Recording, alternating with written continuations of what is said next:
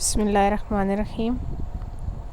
Online series में आज हम रिलेटिविस्टिक क्वांटम का लास्ट टॉपिक डिस्कस करेंगे, वो है ज़ीरो मास फर्मियान्स। इसमें बेसिकली हमारे पास मिड टर्म में 2 चैप्टर शामिल थे। एक तीसरा चैप्टर था बुक के मुताबिक और एक 5वां चैप्टर था। तो ये 5th चैप्टर का लास्ट है, लेकिन आज का लेक्चर हमारा सेकंड लास्ट होगा। और इसके बाद फिर हमारा सिलेबस एक और लेक्चर आपको भेजूंगी और वहाँ तक हमारा मिड टर्म का सिलेबस जो है वो इंक्लूड होगा। आपने सारा प्रिपेयर करना होगा। अभी तकरीबन एक आधा हफ्ता है, तो इसमें 2-4 दिनों में असाइनमेंट्स पूरी कर लें और उसके बाद अपने हर सब्जेक्ट्स को जो है वो टाइम देना शुरू कर दें। तो हमारा टॉपिक है आज का ज़ीरो मास फर्मियान्स। इसका नाम है the two components neutrinos. Fermions basic particles हैं, आप इसमें कह सकते हैं कि इसी में ही न्यूट्रॉन, इलेक्ट्रॉन, प्रोटॉन, क्वार्क सब कुछ आते हैं। अब न्यूट्रिनो की बात करें तो न्यूट्रिनो को हम अक्सर कहते हैं कि ये घोस्ट पार्टिकल है, मतलब कि वो बेयरली किसी भी चीज़ के साथ जो है वो इंटरेक्ट कर सकता है। और ये है भी नाम की रिस्पेक्ट से कि न्यूट्रिनो और न्यूट्रॉन वैसे तो मिलता जुलता है, लेकिन ये एक चीज़ नहीं है, ठीक है। और न्यूट्रिनो को हम ये कहेंगे कि ये एक मैसलेस पार्टिकल है। इसका मैस जो है वो बहुत ही कम होता है। डेट्स वाइज इसका जो मैस है वो हम ज़ीरो पुट करते हैं। और एक इसके बारे में ये कहा जाता है कि इसकी जो स्पीड होती है वो almost c speed of light की इक्वल होती है। लेकिन वो भी ये बात भूलनी नहीं चाहिए कि वो भी सम केसेस के अंदर होती है कि उसकी जो स्पीड है वो स्पीड ऑफ लाइट की इक्वल हो। वैसे तो अभी तक ऐसा कोई पार्टिकल दरियाफ्त ही नहीं हो सका जो स्पीड ऑफ लाइट के कंपेरेबल हो, लेकिन आलमोस्ट स्पीड ऑफ लाइट की इक्वल माना जाता है क्योंकि इसकी वेलोसिटी मैस जो है वो बहुत कम होता है।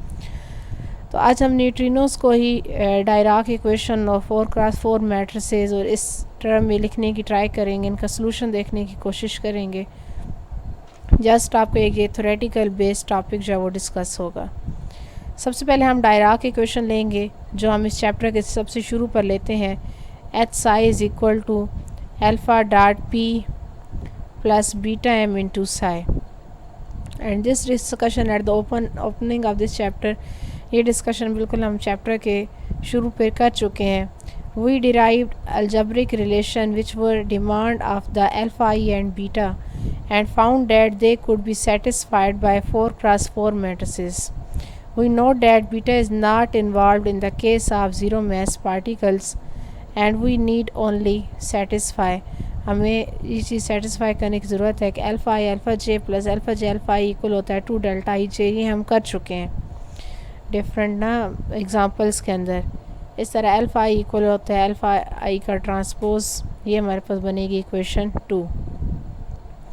This relation can be realized by the 2x2 Pauli matrices. We take alpha I is equal to minus sigma I and alpha I is equal to sigma I and the massless Dirac equation divided into 2 decoupled equation of the two component spinor chi of P and phi of P. मतलब कि Dirac equation के एक तरह के आप ये कह लें कि 2 इक्वेशन बनेंगी, एक काय ऑफ पी में होगा उसका सोल्यूशन और एक होगा फाई ऑफ पी में।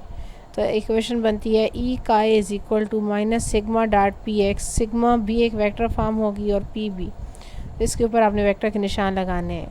जैसे साई फंक्शन में नहीं होता था, इस तरह यहाँ पर काय और फाई फंक्शन में इक्वेशन लिखी हैं। ये इक्वेशन 3 बनी और इस तरह फाई की रिस्पेक्ट से लिखेंगे तो वो इक्वेशन 4 बनेगी। इन दोनों इक्वेशन में मेजर डिफरेंस भी है माइनस साइन का, वो यहाँ पर ही आ गया। जो आपने साइन लिया ना कि alpha I minus sigma I की इक्वल और alpha I is equal to plus sigma I की इक्वल, इसकी वजह से इक्वेशन 3 और 4 में चेंजेस आई हैं, मतलब माइनस और प्लस की चेंजेस आई हैं। Each equation is based on the relativistic energy momentum relation E square is equal to P square plus M square। आप जानते हैं वो रिलेशन एक्चुअली में होता क्या है। E square is equal to P square C square plus M square C4 होता है। C की जगह 1 पुट कर दी जाती है। अब M को अगर 0 पुट करें तो E square इक्वल हो जाएगा P square के। अब अगर एनर्जी निकाली जाए तो square root of P square बनता है, मतलब कि एक प्लस के साथ एक पॉजिटिव बनेगी और उसके साथ ये जो एनर्जी होगी वो नेगेटिव बनेगी। Suppose equation 3 is the wave equation for a massless fermions or neutrino. तो जो इक्वेशन 3 है वो स्पेसिफिकली massless fermion जिसे हम न्यूट्रिनो कहते हैं उसके लिए एप्लीकेबल है। The positive energy solution is equal to plus momentum, momentum जो होगा पॉजिटिव होगा, and so satisfy. Sigma dot P काय इज़ इक्वल टू माइनस काय, ये लिया गया यहाँ से सिग्मा डॉट पी काय और ई काय को लिख दिया गया सिंपल काय। इक्वेशन 3 को मॉडिफाई करके इक्वेशन 5 बना दिया गया। This is chi describe by left handed neutrino helicity lambda is equal to -1/2।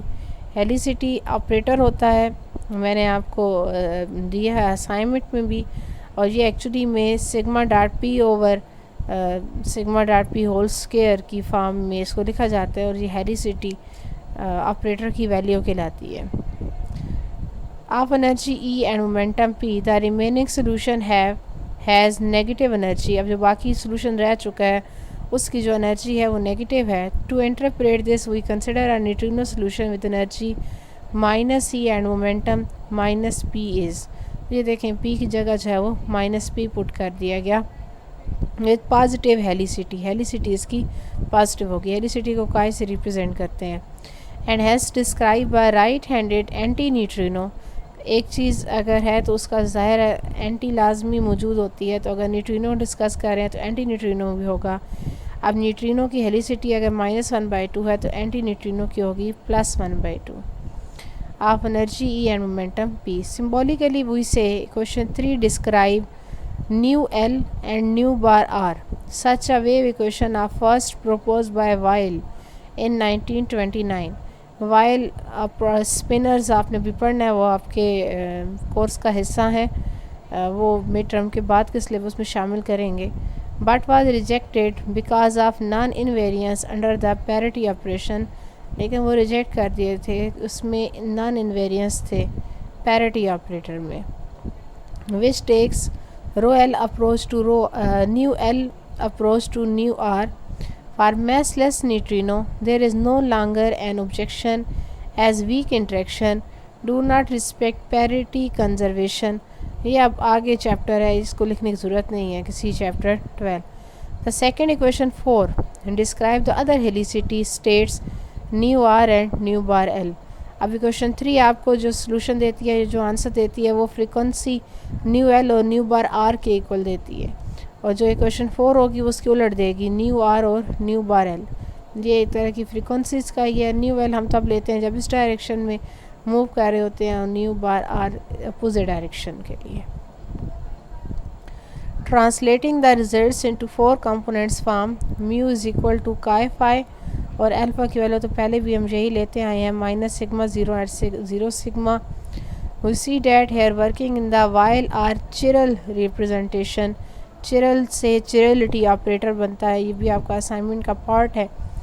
Gamma की वैल्यू ये है, गैमा नॉट की हमने ये ली हुई है, और गैमा 5 की हमने ये ली है। ये हम पहले कई दफ़ा एग्जांपल्स में यूज़ कर चुके हैं।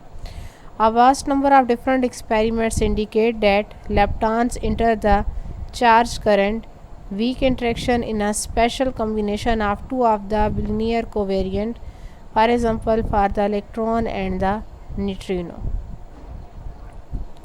इसके लिए जे म्यू की आप ये वैल्यू माइंड में रखेंगे कि psi E bar gamma mu 1/2 1 minus gamma 5 psi of mu.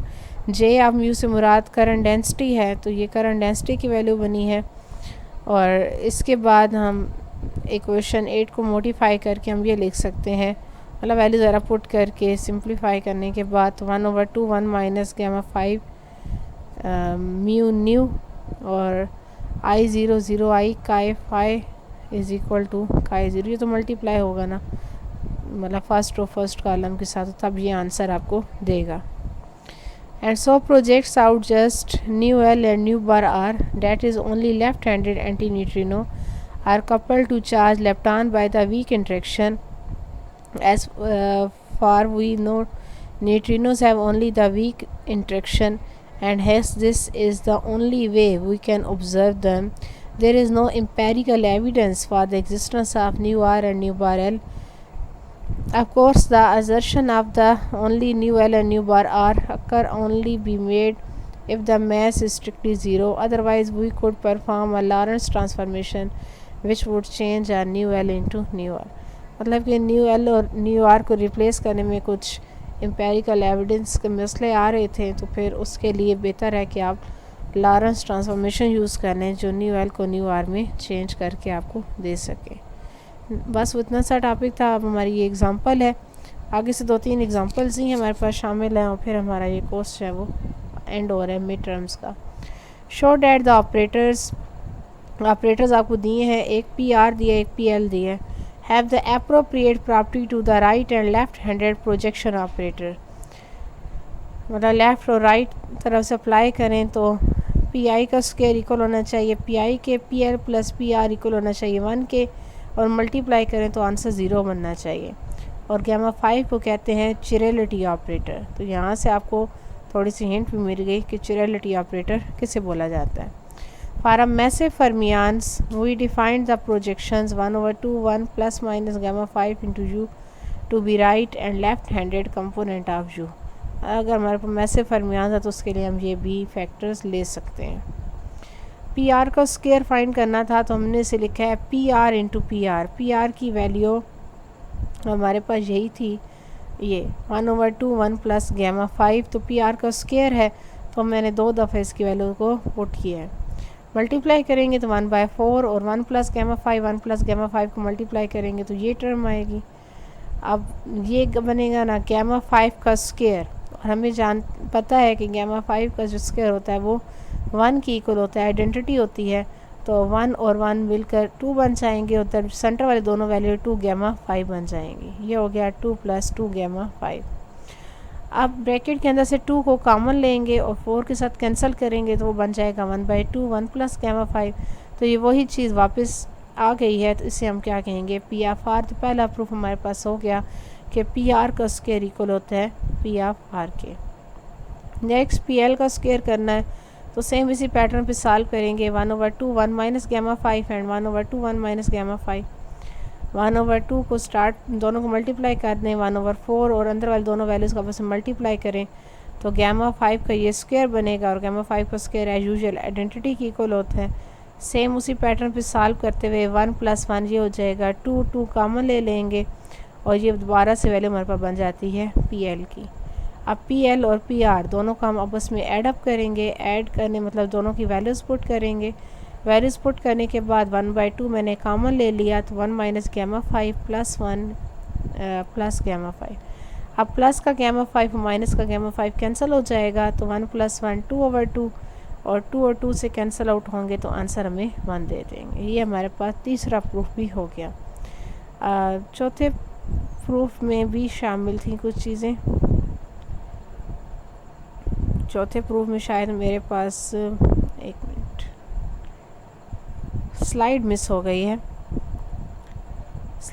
गई है। उसमें सिर्फ करना ये है कि पी आर और पी एल दोनों को आपस में मल्टीप्लाई करना है। मल्टीप्लाई करके आंसर जो है वो 0 निकालना है। तो ये तो आप खुद भी निकाल लेंगे।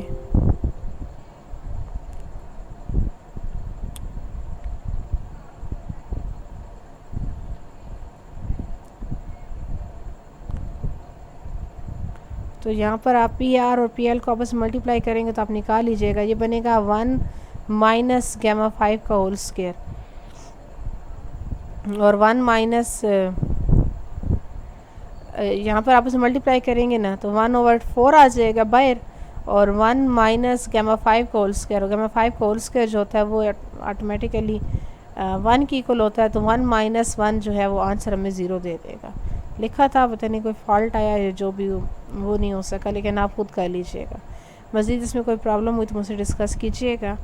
अल्लाह हाफिज़।